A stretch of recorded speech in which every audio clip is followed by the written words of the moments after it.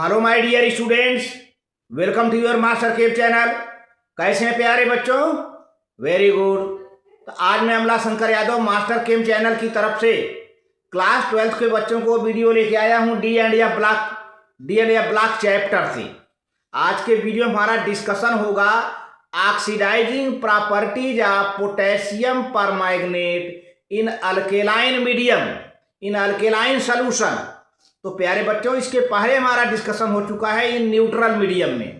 तो neutral medium में potassium permanganate का ऑक्सीडाइजिंग प्रॉपर्टी आपने पढ़ा और उसमें देखा कि न्यूट्रल मीडियम में 3 ऑक्सीजन एटम मिलता है। आज आप पढ़ेंगे oxidising property of potassium permanganate in alkaline solution in alkaline medium. तो प्यारे बच्चों, 1 ऑक्सीजन मिलेगा, ध्यान दीजिए, यही सब नोट करने की बात है। और इसी 1 ऑक्सीजन से इसके मोलर मास को डिवाइड कर देंगे तो you will get equivalent weight of the potassium permanganate, है ना। और ढेर सारे रिएक्शंस हैं, ऑक्सीडाइजिंग रिएक्शंस हैं पोटेशियम परमैंगनेट के। तो बहुत ही इंटरेस्टिंग पॉइंट है आज। हालांकि ये पूरा चैप्टर ही इंटरेस्टिंग है माना जाए तो चलते हैं आगे। हाँ तो प्यारे बच्चों, ये लेक्चर नंबर 21 है। लेक्चर नंबर 21 है। D and F block chapter का नाम है D and F block elements. जो टॉपिक चल रहा है इसमें oxidising properties of potassium permanganate in alkaline solution, मतलब इन अल्केलाइन मीडियम में। तो प्यारे बच्चों, आप कॉपी कलम लेके पॉइंट वाइज नोट करना शुरू करिए, एक एक पॉइंट को मिस मत होने दीजिए, तो काफ़ी आनंद आएगा। देखिए क्या बताई जा रही है, इन स्ट्रांगली अल्केलाइन सॉल्यूशन, मतलब अल्केलाइन सॉल्यूशन स्ट्रांग हो तो क्या होगा, मैग्नेट आयन इज प्रोड्यूस्ड। देखिए 2 आयन होते हैं, एक मैग्नेट आयन एक परमैंगनेट आयन। यहाँ पर जो -2 है, -2 रहेगा तो मैग्नेट आयन, और अगर -2 के बजाय केवल -1 रहे या एक ही माइनस रहे तब परमैंगनेट आयन उसे कहते हैं। और अभी आएगा, है ना, उसको परमैंगनेट। ये तो मैग्नेट आयन है, MnO2 MnO4 -2 MnO4 -2 ये मैग्नेट आयन है। लेकिन अगर इसी को हम कहते हैं MnO4 -1 तब परमैंगनेट होगा, जिसका डिस्कशन अभी हम करते हैं। लेकिन यहाँ पर देखिए strongly alkaline solution manganate ion MnO4 -2 is produced, यानी मैग्नेट आयन बनेगा। ठीक है, देखिए यहाँ पर ये है 2KMnO4 पोटेशियम परमैंगनेट है, ये अल्केलाइन मीडियम है। पोटेशियम हाइड्रोक्साइड जो कि अल्कली है, ये अल्केलाइन मीडियम क्रिएट करता है। अब क्या बनेगा, 2K2MnO4। देखिए पोटेशियम 2 यहाँ पर है, 2 यहाँ पर, 4 हो गया ना। यहाँ पर लिखा है 2K2MnO4, ये पोटेशियम मैग्नेट है। और ये क्या है, पोटेशियम परमैंगनेट है। ध्यान दीजिए, नाम पर जाइए, ये KMnO4 पोटेशियम परमैंगनेट है, K2MnO4 पोटेशियम मैग्नेट है। 2K2MnO4 बैलेंस हुआ है तो पोटेशियम मैग्नेट है। और साइड में प्यारे बच्चों वाटर मॉलिक्यूल है और 1 ऑक्सीजन एटम। क्या है ये, 1 ऑक्सीजन एटम बना देंगे। यही तो नोट करने की बात है भाई। अल्केलाइन मीडियम में 1 ऑक्सीजन मिलता है। अभी इसके पहले आप न्यूट्रल मीडियम में पढ़ा था तो आपने यहाँ पर लिखा था 3 ऑक्सीजन एटम, क्योंकि न्यूट्रल मीडियम में पोटेशियम परमैंगनेट की ऑक्सीडाइजिंग प्रॉपर्टी होने पर 3 ऑक्सीजन में एटम मिलते थे। लेकिन यहाँ पर अल्केलाइन मीडियम में 1 ऑक्सीजन मिल रहा है। तो भैया आप equivalent weight of potassium permanganate निकालो। क्या फार्मूला है, molecular mass of potassium permanganate upon available oxygen atom. तो molecular mass of potassium permanganate का हमने बताया था 151 है, 158 है।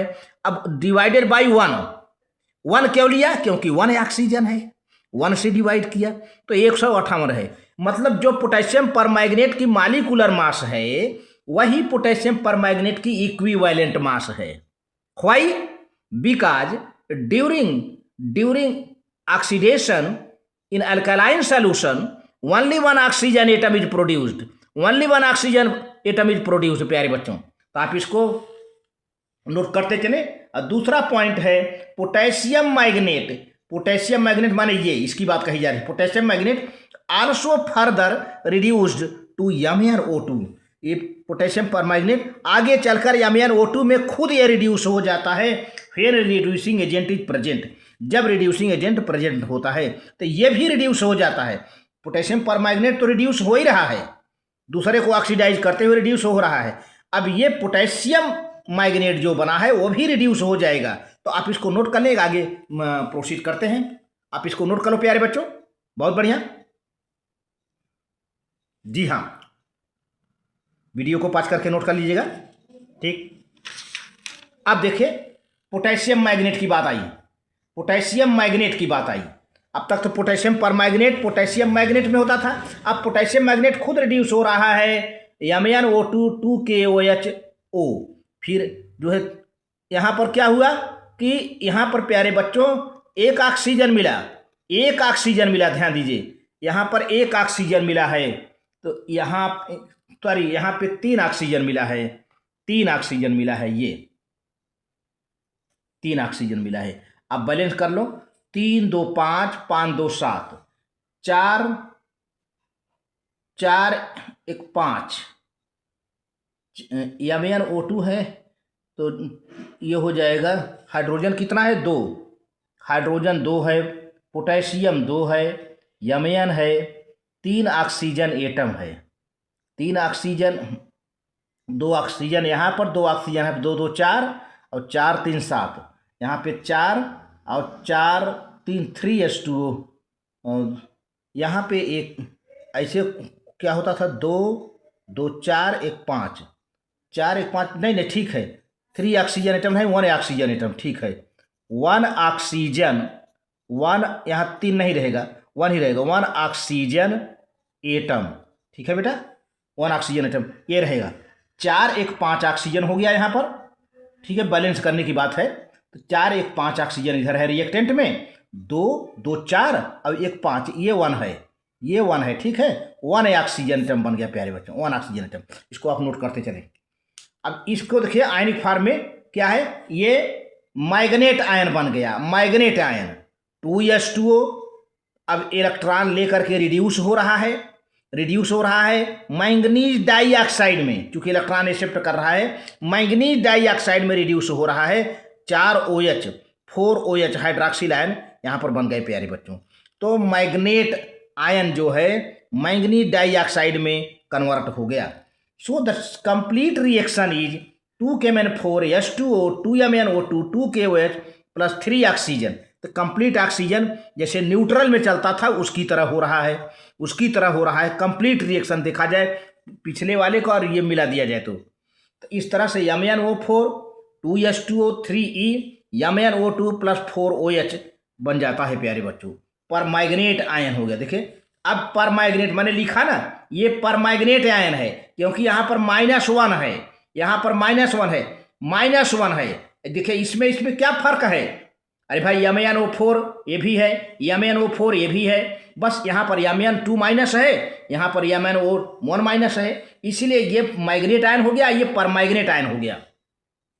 अच्छा, इसके नीचे कुछ बातें लिखी जा रही हैं, which is the same as that for neutral medium, hence equivalent weight of KN4 is weakly alkaline medium, in weakly alkaline medium is the same as that in the neutral medium। तो प्यारे बच्चों जो है weekly alkaline medium में जो है potassium परमैग्नेट का equivalent weight वही होगा जैसा कि न्यूट्रल मीडियम में था। न्यूट्रल मीडियम में कितने ऑक्सीजन मिले थे? 3। तो वीकली अल्कलाइन मीडियम में तो ये जो कि अल्कलाइन बन रहा है ना, ये रिएक्शन में अल्कली बन रहा है, तो इसके वजह से 3 ऑक्सीजन आ गया। तो अब इसके हिसाब से अगर हम इक्विवेलेंट वेट निकालें तो वही होगा जो कि न्यूट्रल मीडियम में था, जो कि न्यूट्रल मीडियम में था प्यारे बच्चों। इसको आप नोट कर लें। फिर some oxidizing properties of potassium permanganate in the alkaline medium are given below. कुछ एग्जाम्पल हैं आगे के पेज पर कि अल्कलाइन मीडियम में पोटेशियम परमैग्नेट के कुछ रिएक्शंस हैं, आपको देखने को मिलेगा। पहले आप इसको नोट कर लें। पहले आपको नोट, यहाँ पर ये 3 ओ जो है उसको घबराइए नहीं, क्योंकि यहाँ पर थोड़ा सा अल्केलाइन मीडियम बहुत वीक है, काफ़ी वीक है ना के बराबर है, न्यूट्रल ही मानिए। तो ये जो इसके हिसाब से अगर देखा जाए तो पोटेशियम परमैंगनेट का इक्विवेलेंट वेट वही होगा जो कि न्यूट्रल मीडियम में था, क्योंकि न्यूट्रल मीडियम में 3 ऑक्सीजन मिला था। ध्यान दीजिए, यहाँ पर अपनी माइंड को फोकस करिए। तो अब 3 से डिवाइड करेंगे 158 को, तो 52.67 ये न्यूट्रल मीडियम में मिला था इक्विवेलेंट वेट, और वही चीज़ यहाँ मिल रहा है, वही चीज़ यहाँ मिल रहा है। लेकिन पहले केस में जो है 1 ऑक्सीजन मिला था ना, उस 1 ऑक्सीजन से के हिसाब से 158 हुआ, 158 को 1 से डिवाइड किया था। प्यारे बच्चों, आप इसको नोट कर लीजिए। बहुत बढ़िया, बहुत बढ़िया प्यारे बच्चों, ठीक है। अब देखिए, चूंकि एग्जाम्पल है, अभी तक तो ऑक्सीडेशन प्रोसेस को आपने देखा, किस तरह से पोटेशियम परमैंगनेट ऑक्सीडाइज करता है। अब वो एग्जाम्पल आप देखेंगे पोटेशियम परमैंगनेट के ऑक्सीडाइज, दूसरे को ऑक्सीडाइज कैसे करता है, खुद रिड्यूस हो जाता है, दूसरे को ऑक्सीडाइज करता है कैसे। Potassium permanganate oxidises potassium iodide to potassium iodate, है ना। देखिए, पोटेशियम परमैंगनेट है, यहाँ पर यह वाटर है और ये पोटेशियम आयोडाइड है। अब 2MnO2 मैंगनीज डाइऑक्साइड बना, KOH बना, और KiO3 पोटेशियम आयोडेट हो गया। पोटेशियम आयोडाइड में ऑक्सीजन जुड़ गया, ऑक्सीडाइज हो गया। इसी पोटेशियम परमैंगनेट की वजह से पोटेशियम आयोडाइड ऑक्सीडाइज होकर के पोटेशियम आयोडेट में कन्वर्ट हो गया। अब इसका रिएक्शन प्यारे बच्चों, पोटेशियम काट दोगे, 6OH बनेगा, 6OH यहाँ पर बनेगा बैलेंस करके, IO3 माइनस और प्लस 3H2O प्लस 6E, ये रिएक्शन है। In this case iodine is not liberated unlike the case of the acidic medium. तो प्यारे बच्चों, इस एसिडिक मीडियम में जिस तरह से I2 बनता है उस तरह से नहीं यहाँ पर बनता है। आयोडाइड आयन जो है इस तरह से नहीं होता है, आयोडेट आयन बन गया है, ठीक है। अब अगला एग्जाम्पल है potassium permanganate KMnO4 oxidizes olefinic compound to the glycol. Olefinic compound unsaturated compound जैसे एथिलीन वगैरह है, उसको ऑक्सीडाइज करके ग्लाइकाल बना लेता है। ग्लाइकाल हाइड्रॉक्सिल ग्रुप ऐड होता है। देखिए, when olefinic compound is second with alkaline KMnO4, जब ऑलिफिनिक कंपाउंड में अल्केलाइन KMnO4 मिला करके उसको हिलाया जाता है, सेकेंड किया जाता है, तो pink colour of KMnO4 is discharged. तो प्यारे बच्चों, पोटेशियम परमैंगनेट का जो पिंक कलर होता है वो डिस्चार्ज हो जाती है। Alkaline KMnO4 is used for this test is known as Baeyer's reagent. तो प्यारे बच्चों, एक चीज़ और है, कई बार ये क्वेश्चन ऑब्जेक्टिव में आ चुका है, इसको आप नोट करें। बेयर रिजेंट, ये बेयर रिजेंट को सुन करके बच्चे बड़ा घबरा जाते हैं। भाई, मुझे ये बात नहीं समझ में आता है कि जब वो पोटेशियम परमैंगनेट पढ़ रहे हैं तो फिर बेयर रिजेंट उनके लिए क्यों इतना लोहा और हार्ड लगता है। ऐसा है कि पोटेशियम परमैंगनेट को अल्केलाइन कर दीजिए, अब वो क्या बन गया, बेयर्स रिएजेंट बन गया। पोटेशियम परमैंगनेट को अल्केलाइन कर दीजिए, अल्कली मिलाकर पोटेशियम हाइड्रोक्साइड मिला दीजिए, कोई भी अल्कली मिला दीजिए, अल्कलाइन कर दीजिए उसे, ज़्यादातर पोटेशियम हाइड्रोक्साइड मिला दीजिए तो अल्कलाइन हो जाएगा। बस यही अल्कलाइन पोटेशियम परमैंगनेट ही बेयर्स रिएजेंट है प्यारे बच्चों। अब देखिए, यहाँ पर एथिलीन है, ethylene CH2 double bond CH2 और H2O है और ये ऑक्सीजन है। यहाँ पर लिखा हुआ है, एरो बना है अल्केलाइन KMnO4, ठीक है। तो क्या होगा, अब CH2 होगा, OH, कितने हाइड्रोजन है, 2, 1 2 हाइड्रोजन आ गया। कितने ऑक्सीजन है, एक ये 2, OH, एथिलीन ग्लाइकाल बन गया। देख रहे हैं ना, 2 हाइड्रोजन यहाँ पर है, 2 ऑक्सीजन यहाँ पर है, बस क्या हुआ, OH और OH लग गया इसी में, डबल बॉन्ड खत्म, तो एथिलीन ग्लाइकाल हो गया। एथिलीन से एथिलीन ग्लाइकाल में कन्वर्ट हो गया। प्यारे बच्चों, कैसा ऑक्सीडेशन हो रहा है देखिए, तो आप नोट कर ले। अब अगले वीडियो में हम डिस्कशन करेंगे oxidising properties of potassium permanganate in acidic medium, यह अगले वीडियो में हमारा डिस्कशन होगा। आज के वीडियो में अल्कलाइन मीडियम रहा और एक ऑक्सीजन बनता था, जिसके वजह से 158 को 1 से डिवाइड करते थे तो इसका इक्विवेलेंट वेट मिलता था। हाँ, थोड़ा सा इस रिएक्शन में वीक अल्कली बनता है, जिसके वजह से 3 ऑक्सीजन मिल जाया करते थे, तो उस केस में पोटेशियम परमैंगनेट का इक्विवेलेंट ठीक वैसे होता है, इक्विवेलेंट वेट जैसा कि न्यूट्रल मीडियम में हुआ करता था। ठीक है, तो आप इसको नोट कर लीजिए। Very good,